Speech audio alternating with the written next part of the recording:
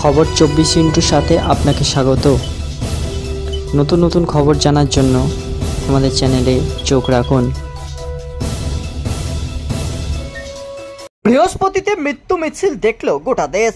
একটা ঘটনা হাজারো পরিবারকে ঠেলে দিল অনিশ্চয়তার দিকে। গতকাল হওয়া বিমান দুর্ঘটনায় আহতদের সঙ্গে দেখা করলেন প্রধানমন্ত্রী নরেন্দ্র মোদী। শুক্রবার আহমেদাবাদের সিভিল হাসপাতালে পৌঁছে গেলেন তিনি। দেখা করলেন বিমান দুর্ঘটনায় আপাতত খুঁজে পাওয়া একমাত্র জীবিতের সঙ্গেও। এদিন সিভিল হাসপাতালে C7 ওয়ার্ডে আহতদের সঙ্গে দেখা করতে গিয়েছিলেন প্রধানমন্ত্রী।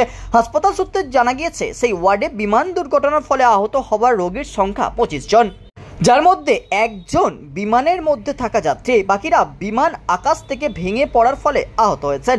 আহতদের সঙ্গে সাক্ষাতের পর নিজের মনের কথাগুলি সমাজ মাধ্যমে তুলে ধরেন প্রধানমন্ত্রী। এদিন তিনি লেখেন, আহমেদাবাদে বিমান দুর্ঘটনায় আমি শোকাহত।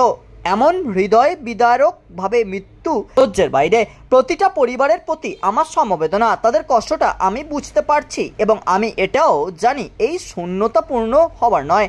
বিপর্যয় দুর্গতদের সঙ্গে সাক্ষাতের পর শুক্রবার প্রধানমন্ত্রী পৌঁছে যান দুর্ঘটনাস্থলে। ধ্বংসস্তূপের দৃশ্য থেকে আরও শোকাহত হয়ে পড়েন তিনি। পাশাপাশি ঘটনাস্থলে কর্মরত বিপর্যয় মোকাবিলা বাহিনীর সঙ্গেও দেখা করেন প্রধানমন্ত্রী নরেন্দ্র মোদী।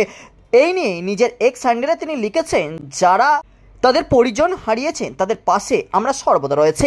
এদিন দুর্ঘটনাস্থলে গিয়েছিলাম। ধ্বংসস্তূপটা যেন আমাকে আরো শোকের দিকে ঠেলে দিয়েছে। সেখানে কর্মরত বিপর্যয় মোকাবিলার বাহিনীর কর্তাদের সঙ্গেও সাক্ষাৎ করলাম। তারা অক্লান্ত পরিশ্রম করে যাচ্ছেন। রিপোর্ট খবর 24/7।